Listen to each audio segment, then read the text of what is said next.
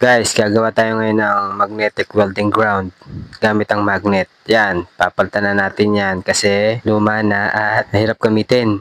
At yan guys, tinanggal ko na yung dalawang bakal sa gilid niya para malagyan natin ng bolt.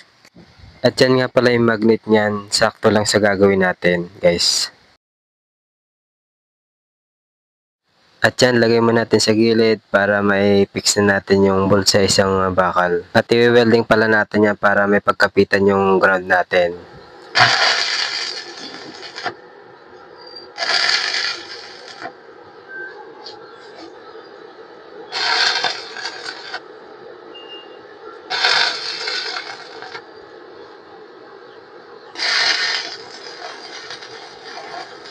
At yan, na-plus grind na natin. Okay, assemble time na. Tara!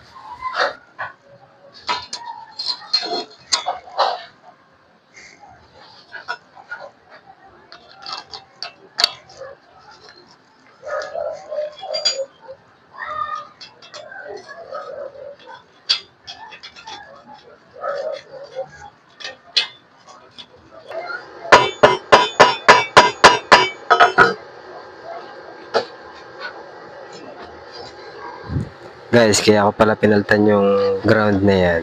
Kasi hassle gamitin yung luma. Kaya gumawa tayo ng magnetic para mas mapabilis yung paghihinang natin. Hindi na tayo mag-struggle. Ididikit mo lang sa bakal, tapos tira, okay na. At yan guys, tapos na yung magnetic welding ground natin. O yan o. Simple lang siya, madali lang gawin guys. Yan guys, magnetic ground. Simple. Okay, try na natin kung maganda ba. Okay, try natin sa angle bar. Okay naman siya. Oh guys, pikit mo lang tapos tira ka na. Wala nang hassle. Kaya, thumbs up tayo dyan. Okay na guys.